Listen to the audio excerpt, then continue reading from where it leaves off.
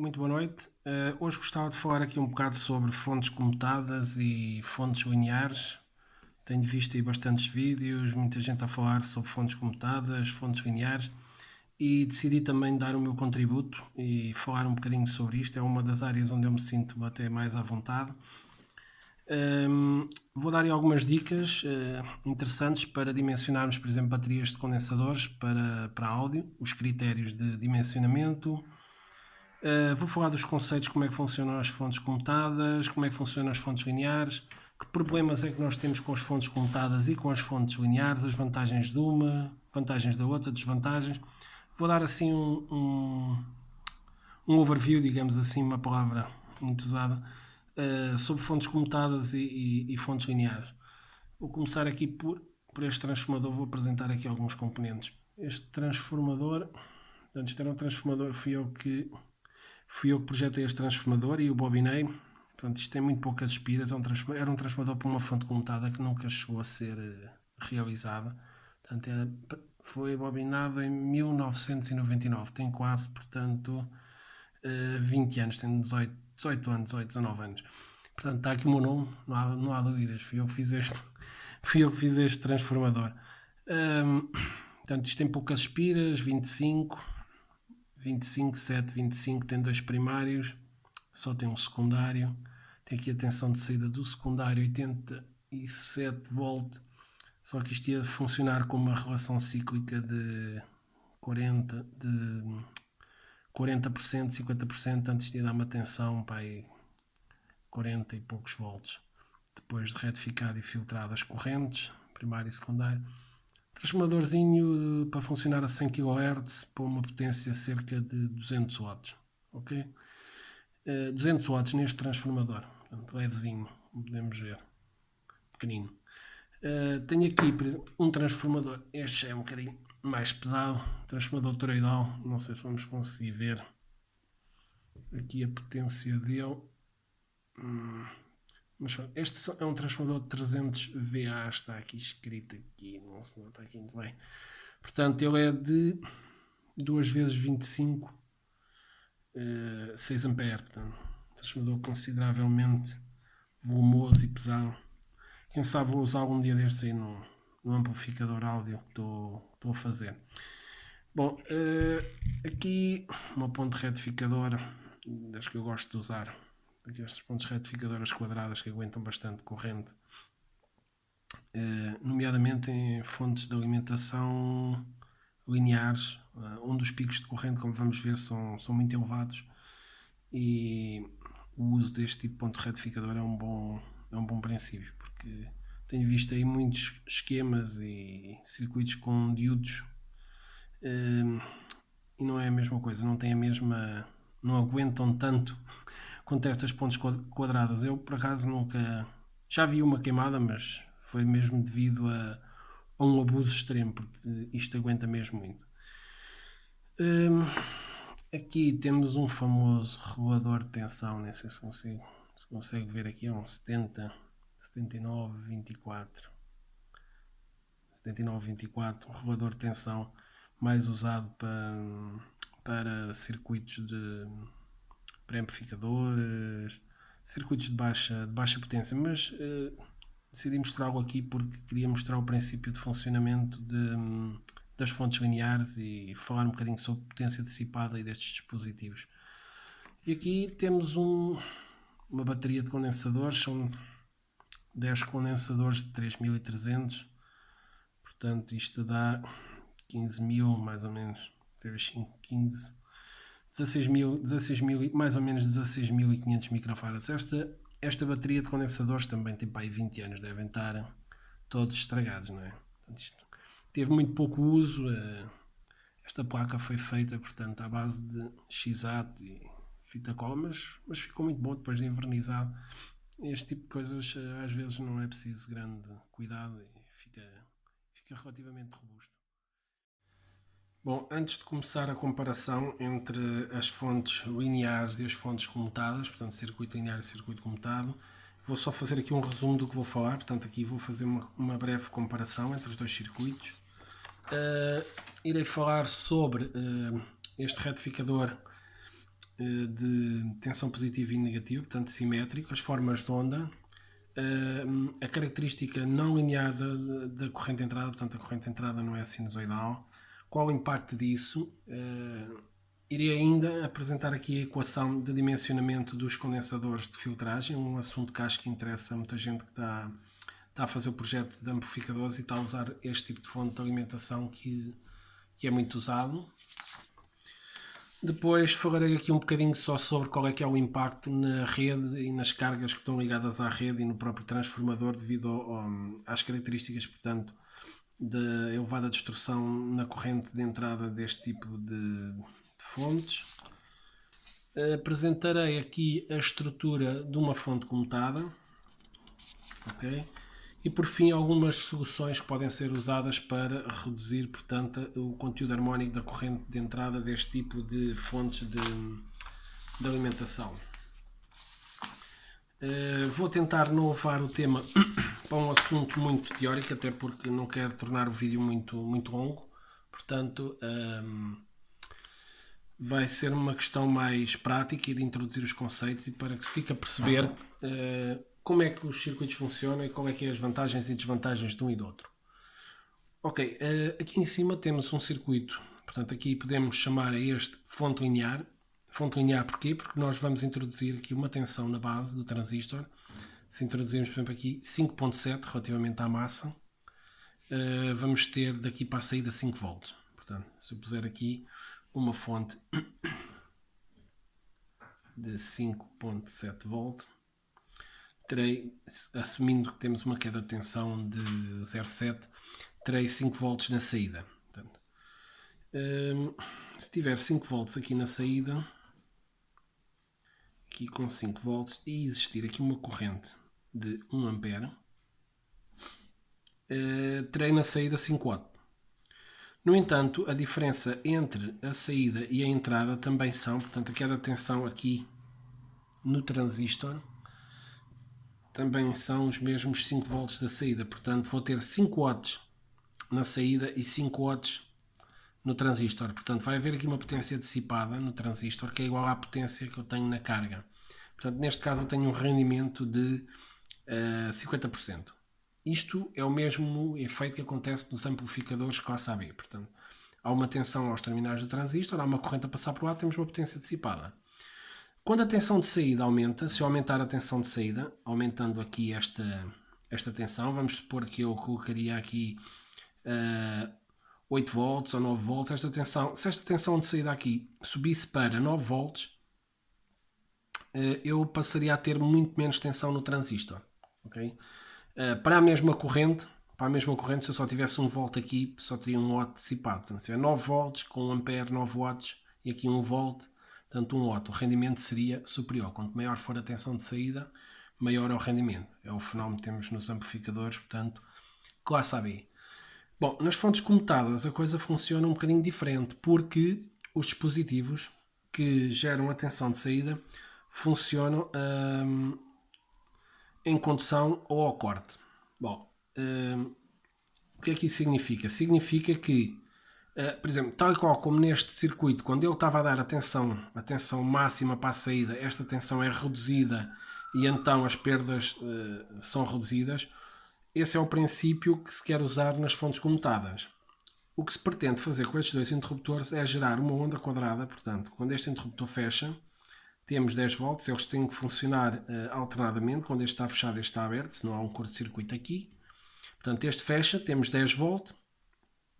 Depois este abre e fecha este e temos 0 volt. Portanto, geramos uma onda quadrada como esta que temos aqui na tensão Vx. E fazemos isto, normalmente isto é feito com frequência constante. Existem outros métodos com frequência variável, mas vamos falar só de frequência constante. Portanto, temos uma frequência em que isto acontece, uma parte do período está ligado, uma parte do período está desligado, portanto temos aqui 10 volts, 0 volts. Se tivermos aqui uma relação cíclica de 50%, o valor médio desta forma de onda será, a tensão média será os 5 volts. Bom, porque é que este circuito tem um rendimento elevado? Porque este interruptor, normalmente é um transistor MOS, quando está fechado, atravessa, portanto, através dele passa uma corrente elevada. Mas, atenção aos seus terminais, é zero. Portanto, a potência dissipada no transistor é reduzida. Porquê? Porque temos muita corrente e pouca tensão. Portanto, ou nenhuma. Teoricamente não teríamos nenhuma tensão. Portanto, a potência dissipada é zero. O outro transistor que está aberto tem a tensão aos terminais, tem muita tensão aos terminais, mas não tem corrente. Portanto, a potência dissipada também é zero. Esta é a vantagem. O circuito está sempre a funcionar no ponto de potência máxima, mas de uma forma, portanto, alternada, em que eu posso controlar a quantidade de energia que quero mandar para o filtro e para a carga. Bom, tenho aqui uma onda quadrada, mas não é isto que eu quero. Eu quero uma onda, portanto, contínua DC, portanto, um sinal DC. Então, aplico este filtro. Tenho aqui um filtro LC. Normalmente, este filtro é sintonizado para uma frequência de corte 2 décadas abaixo da frequência de comutação. Por exemplo, se estiver a comutar a 100 kHz, este filtro, a frequência de corte aqui seria 1 kHz. O filtro LC tem 40 dB de atenuação por década. Portanto, 2 décadas teríamos 80 dB de atenuação. Temos aqui umas formas de onda, não estão ideais. Eu tentei desenhar isto, não é muito fácil. Portanto, isto é a forma de onda da corrente na bobina, vai ser uma forma de onda triangular, e a ondulação da tensão de saída à mesma frequência de comutação. Bom, isto é a grande diferença entre o circuito linear e o circuito comutado. O circuito comutado ou dá tudo ou não dá nada, portanto é 10, 0, e depois a seguir aplica um filtro para termos a tensão que nós queremos. O circuito linear, não. O circuito linear existe uma queda de tensão interna, e aí vamos ter potência dissipada. Esta é a grande desvantagem do circuito linear, que é a vantagem do circuito, portanto, comutado. Portanto, não há armazenamento de energia nestes componentes. Na realidade, durante a comutação, enquanto o transistor está a comutar, vai haver perdas de comutação e também vai haver perdas de condução, porque, por exemplo, um transistor MOS, quando ele está ligado, funciona na região de triúdo, que é o equivalente a uma resistência, e a corrente a passar através de uma resistência gera perdas, mas é uma resistência de valor bastante reduzido. Esta é a vantagem deste circuito. A desvantagem deste circuito é o ripple que temos a alta frequência. Vamos ter um ripple, mas podemos controlá-lo controlando a frequência de corte deste filtro. A vantagem deste circuito é precisamente a tensão estável na saída. Ok, vou passar então aqui para o retificador com tensão simétrica. Bom, esta montagem com ponto médio, por vezes parece um pouco complexa, porque vem aqui o ponto médio, liga no meio dos condensadores, mas na realidade isto são dois retificadores de onda completa. Portanto, se virmos, por exemplo, para o condensador C1, vamos ter os diodos D2 e os diodos D1. Portanto, temos aqui os terminais AB, o A ligado a D2, o B ligado a D1. E para a tensão negativa vamos ter os diodos D3 e D4. Portanto, vamos ter outro retificador de onda completa. Portanto, estes dois juntos, se nós juntarmos estes dois circuitos, é precisamente o que está aqui. Uma tensão positiva, uma tensão negativa. Bom, pegando neste circuito, vamos pegar neste circuito que temos aqui, porque é mais simples, e vamos ver o que é que acontece aqui, que formas de onda é que nós temos de corrente e tensão neste circuito.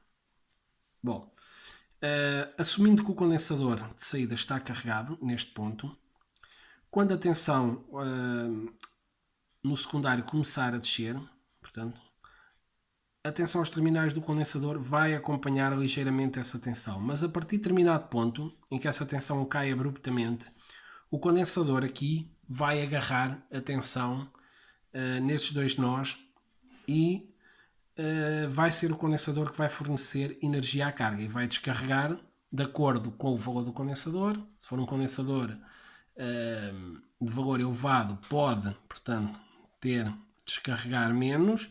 Se for um condensador de valor mais reduzido, vai descarregar mais. E depende também da corrente que a carga está a pedir. Bom, o que é que acontece aqui? Acontece que Só vamos ter corrente durante os períodos em que o condensador é carregado. Portanto, durante estes períodos. Esta corrente aqui, à saída do retificador, vai ser algo deste género. Vai ser uns picos de corrente, que é quando o condensador é carregado. A corrente que entra aqui vai ser uma coisa deste género, que é quando o condensador é carregado. Do ponto de vista do primário, portanto, como temos aqui a comutação, uma vez temos um diodo a conduzir, outra vez temos outro diodo a conduzir, vamos ter aqui algo alternado, portanto vamos ficar com uma forma de onda deste género. Uma forma de onda com elevado conteúdo harmónico, que portanto não é, claro, não é um seno, não é um seno, e vai provocar, portanto, perdas nos enroamentos do transformador, porque vamos ter aqui outras componentes harmónicas. Portanto, além dos 50 Hz, vamos ter 150, 250, o que vai provocar mais perdas no transformador. Bom, durante este período, entre este ponto e este ponto, na realidade, entre um ponto algures aqui, porque a tensão no condensador vai acompanhar um bocadinho a tensão do secundário, até um determinado ponto, e depois então temos o condensador a descarregar. Durante este período temos um circuito equivalente, eu tenho aqui em baixo, que é um condensador, isto é a corrente da carga, portanto devemos ter algures aqui uma fonte corrente, uma resistência, algo ligado à carga.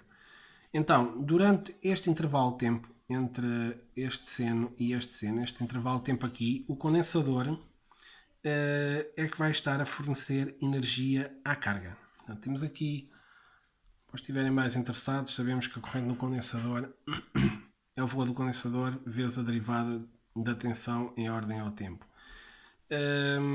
Se a corrente for constante, se tivermos uma corrente constante a descarregar o condensador, podemos aproximar essa fórmula, portanto, a corrente IO será C vezes ΔV sobre ΔT, e daqui tiramos que C é igual a IO vezes ΔT sobre ΔV. Com esta equação nós conseguimos determinar o valor do condensador. Mas temos aqui um problema. Este ΔT, que seria o intervalo entre este ponto e este ponto, portanto, o intervalo entre este ponto e este ponto é difícil de determinar, porque será matematicamente, se tentarmos fazer isto matematicamente, é igualar uma reta a um seno. Isto é uma equação transcendente e não se consegue sair daqui a não ser por métodos numéricos. Então o que se costuma fazer é considerar um caso pessimista, ou seja, este tempo daqui a aqui vai ser sempre menor que 10 milissegundos, porque é um intervalo de tempo entre os dois picos da onda. Então o que se costuma fazer é assumir um ΔT igual a 10 milissegundos. O ΔV que nós queremos, na realidade, seria este ΔV aqui, e a corrente que vamos ter. Portanto, com base nisso, nós podemos calcular o valor do condensador. Podemos considerar aqui um caso, por exemplo, se tivermos aqui 24 volt VAC, portanto, será RMS. De pico teremos cerca de 33 volts, portanto que este valor é o valor RMS. De pico teremos cerca de 33 volts, será os 24, vamos fazer aqui a conta, os 24 vezes raiz de 2, temos aqui 33.9, com uma queda de tensão nos diodos, 33 volts. Ok, então agora vamos assumir que queremos, por exemplo, um ΔV de 10% de 3.3 volt. Portanto, temos aqui 33, vamos assumir que queremos aqui um ΔV de 3.3. Vamos ter um ΔT de 10 milissegundos. E agora a corrente, como é que vamos determinar a corrente? Vamos supor que isto era um amplificador áudio e que teríamos os 33 volts, portanto, na carga, no máximo teríamos o VO na carga, seria no máximo, vamos supor, 30 volts, com uma carga com RL de, vamos supor, 4 ohm. Portanto, sabemos que o P é igual ao VO quadrado sobre 2 RL. Portanto, isto se for uma tensão, Portanto, este VO não é o valor eficaz, é o valor de pico da onda. Se fosse o valor eficaz não aparecia aqui este 2. Portanto, teríamos uma potência de 30 ao quadrado a dividir por 8, que nos daria uma potência de 112. Vamos considerar aqui 100 watt. Bom, com 30 volt, portanto, P igual I vezes IO, teremos 100 a dividir por 30, 100 a dividir por 30, teremos uma corrente, o IO, vou escrever agora aqui em cima, o IO igual a 3.3 ampere.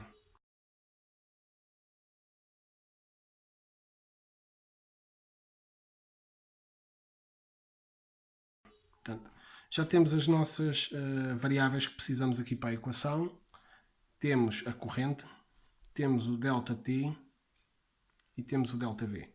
Vamos ver então qual é o valor do condensador que isto nos dava. 3.3 vezes o ΔT, que é 0.01, que é os 10 milissegundos, a dividir por 3.3. Portanto, teríamos um condensador, podemos ver aqui, não sei se consegue se ver, ok, 0.01 são 10 milifarads, que são 10 mil microfarads. C igual 10 mil microfarads. Portanto, se dividirmos isto por 3.3 ampere, teremos a capacidade por ampere. Portanto, 10 a dividir por 3.3, teremos cerca de 3.000 microfarads sobre ampere, por ampere. Isto é normalmente uma regra e já tenho ouvido aí muita gente a falar 3.000, 5.000 ou 4.700 por ampere. É um valor, portanto aqui neste caso foi para 10%, mas podemos usar a equação e terminar para 1%, teríamos um condensador muito maior.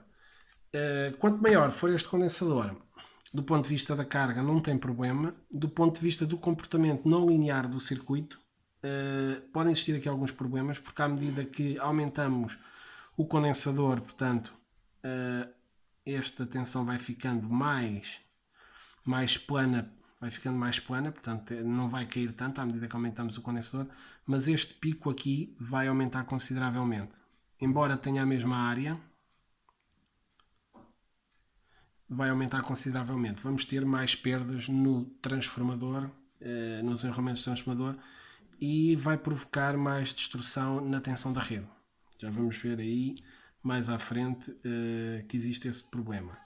Portanto, queria que registassem aqui esta equação do cálculo do condensador.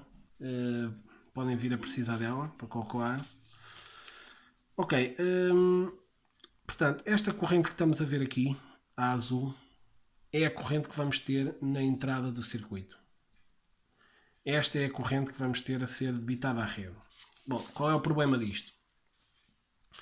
O problema disto é que a rede não é ideal, portanto a rede tem uma característica indutiva e o facto de existir aqui uma corrente que não é, portanto, sinusoidal, vai provocar uma queda de tensão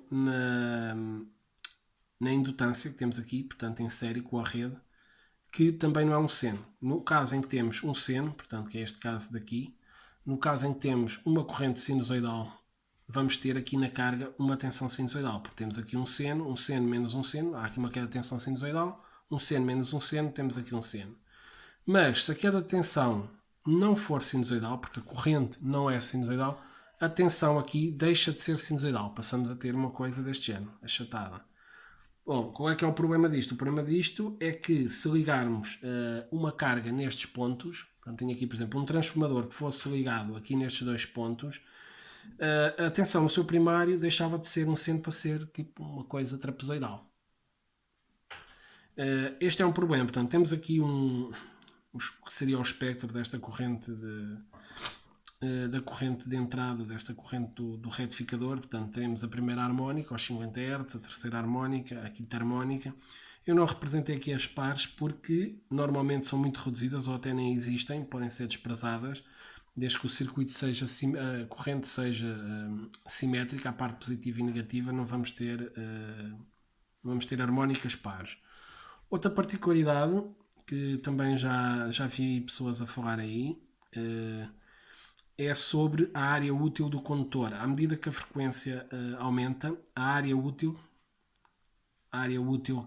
onde circula a corrente é cada vez menor. Portanto, nos 50 Hz isso já se verifica. Os cabos de distribuição de alta tensão, o núcleo deles é em aço. Ajuda a dar resistência, mas pode ser em aço porque na realidade não passa corrente aqui no interior do cabo. Portanto, só a parte exterior é que é em alumínio ou em cobre em alguns casos. Portanto, o facto de termos uma redução da área útil, onde circula a corrente, também vai provocar mais perdas. À medida que a frequência vai aumentando, esta área vai reduzindo e vamos ter mais perdas. Bom, eu vou passar agora para a parte das fontes comutadas.